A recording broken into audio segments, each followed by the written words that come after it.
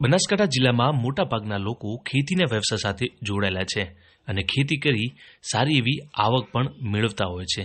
ત્યારે જિલ્લાની મહિલાઓ પણ હવે ખેતીમાં કાઠું કાઢી રહી છે। ડીસા તાલુકાના રાણપુર ગામની 25 વર્ષીય પિનલબેન વાધણિયા નામની મહિલા ખેડૂત છેલ્લા 5 વર્ષથી આધુનિક ટેકનોલોજીના માધ્યમથી અલગ અલગ શાકભાજીની ખેતી કરી ઓછા ખર્ચે લાખો રૂપિયાની આવક મેળવી અન્ય મહિલાઓ માટે આ મહિલા પ્રેરણારૂપ સાબિત બની રહ્યા છે। આ મહિલા કયા પ્રકારની અને કેવી રીતે ખેતી કરે છે, આવો જાણીએ। હું રાણપુર ગામની વતની છું અને હું 8 ધોરણનો અભ્યાસ કરેલો છે। મારા પપ્પા ભણાવવા તો મને ઘણા મથ્યા, પણ મારે ભણવામાં એટલો ઇન્ટરેસ્ટ હતો। મારા પપ્પા વર્ષોથી ખેતી કરે છે એટલે મને પણ ખેતીમાં બહુ રસ હતો, એટલે હું પણ મારા પપ્પા જોડે ભાડા પેટે જમીન લઈ અને ખેતી કરું છું।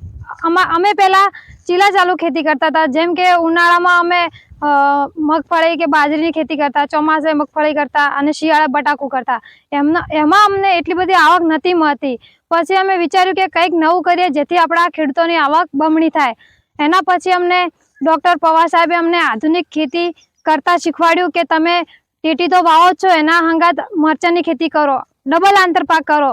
એટલે અમે ત્યારથી અમારા ખેતરમાં અમે 2017થી ટેટી અને મરચાંનો આંતરપાક કરવાનું શરૂ કર્યું, જેમાં અમને ટેટીના ભાવ પણ સારા મળે છે અને મરચાંના ભાવ પણ સારા મળે છે। એવી ખેતી તો અમે 2017થી કરું છું, પણ 5 વર્ષ પહેલાં મેં મારા પપ્પા જોડે ભાડા પેટે જમીન લીધી હતી, જેમાં મેં ફૂલોની ખેતીની શરૂઆત કરી હતી।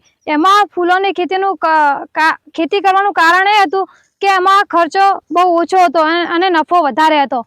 ફૂલોનો તો ખાલી અમે મલ્ચિંગ ને ટપકનો જ ખર્ચો થયો હતો, અને જે રોપાનો થાય એમાં અમે એક હતું કે આઉટ સિઝનમાં વાવતા, જેથી અમને સિઝનનો ભાવ સારો મળે છે। હું છેલ્લા 5 વર્ષથી મારા પપ્પા જોડે ભાડા પેટે લઈને ફૂલોની ખેતી કરું છું, જેમાં સરકારે પણ આ ખેતીની મને નોંધ લીધી અને તાલુકા કક્ષાનો મને 10,000નો રોકડ ઇનામ આપ્યું હતું, અને આ 5મા મહિનામાં ફરીથી જિલ્લા કક્ષાનો એવોર્ડ મળવાનો છે અને ઘણી જગ્યાએ મારા સન્માન પણ કરવામાં આવે છે।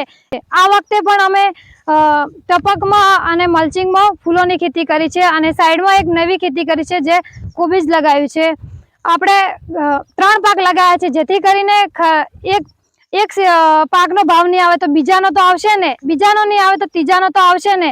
હાલ પણ અમારે ફૂલનો 2 વીઘાનો ખર્ચો અમારે 70,000 જેવો થયો છે, જેની સામે અમને 2.5 લાખ રૂપિયા આવક મળે એવું દેખાઈ રહ્યું છે। ફૂલમાં હાલ અમારે કાલ તો 70 રૂપિયા હતા, પણ આજ 10 રૂપિયા વધી ગયા છે। આજે 80 રૂપિયા ભાવ હતા કિલોના, અને કોબીજ પણ 7 થી 5 રૂપિયા જાય છે, તો એના સામે પણ અમને સારી આવક મળશે। કોબીજનો ભાવ ભલે ઓછો રહ્યો, પણ ફૂલોનો તો હજુ ભાવ છે। અને ચોળીનો ભાવ પણ હાલ ચોળીની સિઝન શરૂ નથી થઈ, પણ ચોળી અમારે હજી 20-25 દિવસ લાગશે, જેમાં અમને 100 રૂપિયા કિલો સ્ટાર્ટિંગ મળે છે। અને આ 3 પાક અમારે ચાલુ 2 પાક તો તૈયાર થઈ જશે, અને કોબીજ પહેલા અમારે નીકળી જશે, અને પછી ફૂલ અને ચોળી રહેશે, જે દિવાળી સુધી આ પાક અમારે રહેશે। આમાં કોઈ ખર્ચ ખેડાઈનો કે એવો તો થવાનો જ નથી 6 મહિના માટે। મલ્ચિંગ અને ટપક ને ગ્રો કવરથી અમે ખેતી કરીએ છીએ, જેમાં અમને કેટલો બધો ખર્ચ થતો નથી। મલ્ચિંગમાં ખેતી કરવાનું કારણ એ છે કે ખાસ એમાં નિંદામણ બહુ ઓછું થાય છે। ખેડૂતોનું જો દુશ્મન ગણીએ ને તો આપણું નિંદામણ છે, એમાં મજૂરી અમારે વધારે થાય છે, એટલે ગ્રો કવર એના માટે લગાય કે શિયાળાનો પાક છે એ ઉનાળામાં પણ થઈ શકે છે। ચોળી હાલ થાય જ ના, જે અમે શિયાળે કરી છે। ગ્રો કવરના અને મલ્ચિંગ ને ટપકના લીધે કરી છે, એટલે ચોળી પણ હવે અમારે ચાલુ થવાની તૈયારી છે। ચોળી અને કોબીજ અને ફૂલોની ખેતી અમે 2 વીઘામાં કરી છે, એમાં અમારે 70,000 જેવો ખર્ચો થયો છે। એમાં ફૂલોની આવક હાલ સારી થઈ છે, અને ફૂલોનું ઉત્પાદન પણ સારું મળ્યું છે। ફૂલોનો ભાવ હાલ 80 રૂપિયા છે। આમાં અમારે પહેલા ડુંગળીની સિઝન લીધેલી હતી, જેમાં અમને 2.5 લાખ ખર્ચો થયો હતો। આ વખતે ડુંગળીના બિયારણનો ભાવ બહુ વધારે હતો, તો પણ અમે આ વખતે કર્યો હતો, જેની સામે અમને 4 વીઘામાંથી 6 લાખની આવક મેળવી હતી। હું એક ખેડૂતની દીકરી છું, અને અન્ય મહિલાઓને કહેવા માંગુ છું કે તમે પણ હવે ઘરે બેઠા સારી આવક મેળવી શકો છો। ઘણા નોકરિયાત લોકો અમને અભણ લોકોને મેણા મારે છે કે તમે ઘરે બેઠા કંઈ કરતા નથી ને, અને નોકરિયાત લોકો એમ કહે છે કે અમે તમારા કરતા સારી આવક મેળવીએ છીએ। તો એ લોકોને હવે કહેવા માંગુ છું કે અમે અભણ લોકો પણ આવી 3 આંતરપાકની ખેતી કરીને એક નોકરિયાત કરતા પણ સારી આવક મેળવી શકો છો।